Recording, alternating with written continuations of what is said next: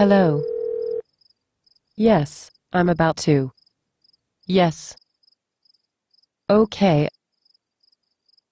Goodbye. Hello there. Thanks for coming. I want to explain to you what interest-based mediation is all about. I have been involved in many mediations myself and many years ago was trained to become a mediator. When it first came out in the late 1970s, read the Urey and Fisher book on Getting to Yes.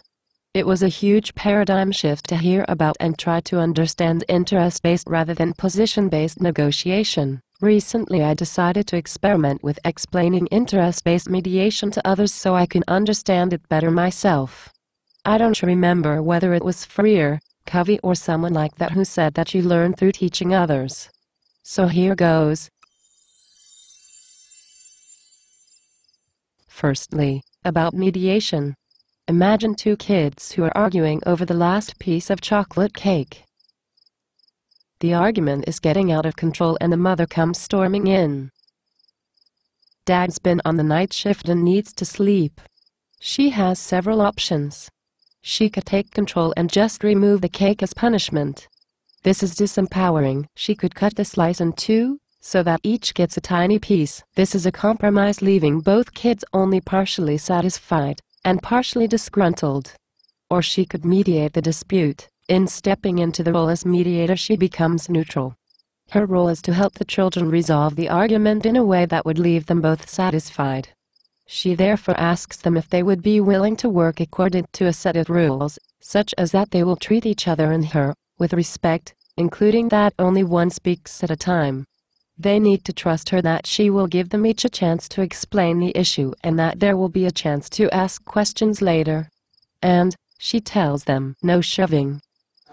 They have a strong incentive to settle the dispute because they don't want to wake their dad. He can be like a bear with a sore head if he wakes before it is time to get up. The mother turns to Sally, her daughter, and says, "Tell me what happened, Sally?" Sally replies, "Tommy had most of the cake already and I'm just trying to get my fair share." Tommy looks as though he's about to say something, but his mom stops him. The mom forgets that she had decided to mediate and says, "Sally, you know that isn't true. Tommy has hardly had any cake at all. In fact, I had company and we ate most of the cake. My girlfriends and me." Let's take a step back and pretend the mom didn't say that about eating the cake. Let's imagine her remaining in her neutral role.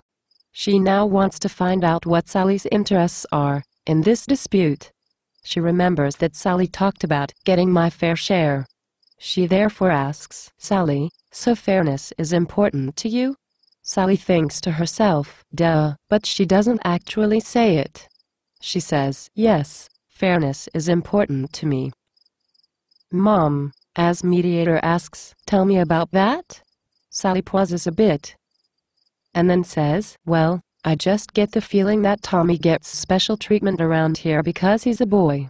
Her mom, as mediator, tries to remain neutral. This right here is a demonstration about the importance of making sure, when you mediate a dispute, that you are and can remain a neutral party. The mom asks, "What do you mean when you say special treatment?" Sally responds, "Well, like you always help him with homework. You never helped me with homework when I was his age." Her mom feels herself getting defensive and wanting to explain, but remembers she's mediating and then asks, "When you had to do your homework on your own, you felt like you were alone? Like your family didn't care?"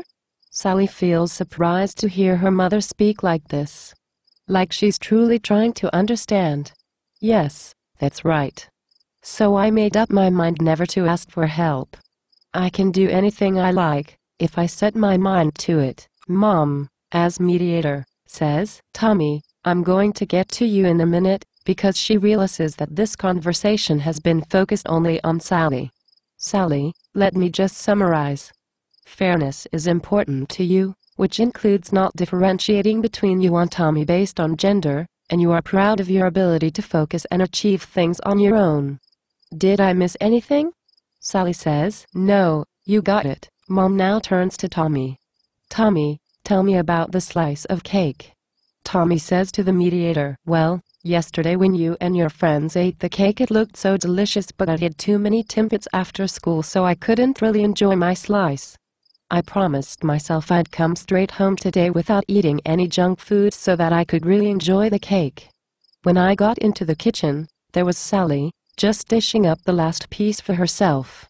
Boy, was I pissed. Well, imagine what went on in Mediator Mom's head about then. As mother, she wanted to reprimand him for his language, but as mediator she simply said, "Tommy, we agreed to be respectful of each other in this conversation." Imagine Tommy's surprise at not being scolded. Back to the mediation then, the mediator reflects carefully on what Tommy said. "You had resisted temptation and were disappointed when you found your reward was about to disappear?" she asked. "Well, that's a kind of adult way of saying it, I guess," Tommy responded. "I'm really not very good at keeping promises to myself, and this time I'd managed it, just to have the cake snatched away by my greedy sister. It really isn't fair." Again, Mom Mediator remembered to remain neutral and said, calmly, "That doesn't sound respectful to me." To which Tommy responded, "I'm sorry." The mom then used a technique called the bounce back and said, "Thank you, Tommy, why don't you say that to Sally?" Which he did.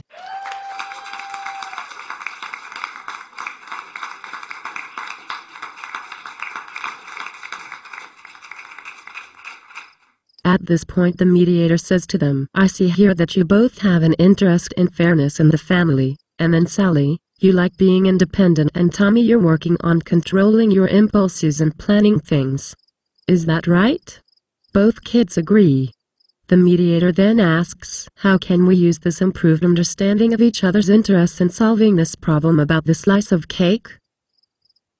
Let's see if we can come up with several ideas, and maybe we come up with a solution that will work for both of you."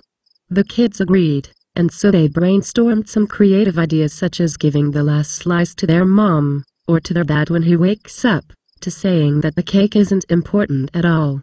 Eventually they agreed to save the last slice for Dad, and that Sally would help Tommy practice to plan things and stick to the plan, rather than always going for instant gratification. What I find amazing in what I've learned about interest-based mediation now, is how deeply the conversation goes into what's important to the two parties. It's not just about the matter in dispute, in this case, the cake. It is about their perceptions and expectations and their shared history. The first time I came across this little case study of the mom and the kids and the cake, the process of identifying interests was limited to their interests in the cake. We found the girl was interested in the icing and the boy in the cake only, and so the win-win solution was that Sally got what she wanted, the icing, Tommy got what he wanted, the cake, and the argument was settled. That was the end of the story.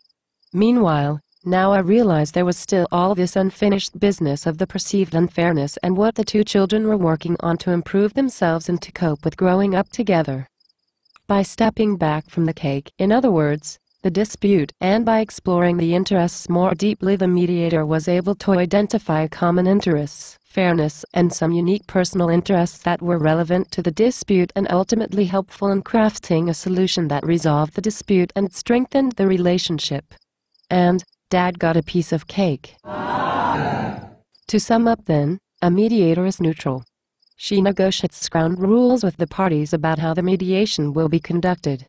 Typically issues such as respect and confidentiality would be included. She then asks each party to tell their story of what happened so that both she and the other party can hear the speaker's perspective. She then asks interest-exploring questions such as, what need would that address? What concerns you about X? What do you like about Y? What is it about C that is important to you? The mediator uses a variety of other communication techniques, such as summarizing and reframing, to show that she's listening, to test that she understands correctly, and to shift the speaker from a negative to a positive frame of mind. An important element to her role is to create a safe environment in which the parties can have a dialogue, find common ground, and craft a solution. Whatever opinion she might have about the issue in conflict or either of the parties, or whatever solution she might think is right, those are irrelevant. Her role is to facilitate the dialogue between the parties, not to impose herself in the conversation. Her role is neutral. That includes the possibility that no agreement being reached. If that happens, it is not a reflection on the success or failure of the mediator, but it is a reflection of the parties not being ready to reach consensus on a solution. And, sometimes a positive change in the relationship between the parties is evident only some time after the mediation seemed to have failed. My example here is pretty simplistic. Don't be fooled. Mediation has accounted for remarkable settlements of conflict. The conflicting parties need to be willing to try something new, something other than going to court or maintaining ongoing hostility. And then it takes a skilled neutral mediator to facilitate the dialogue between them.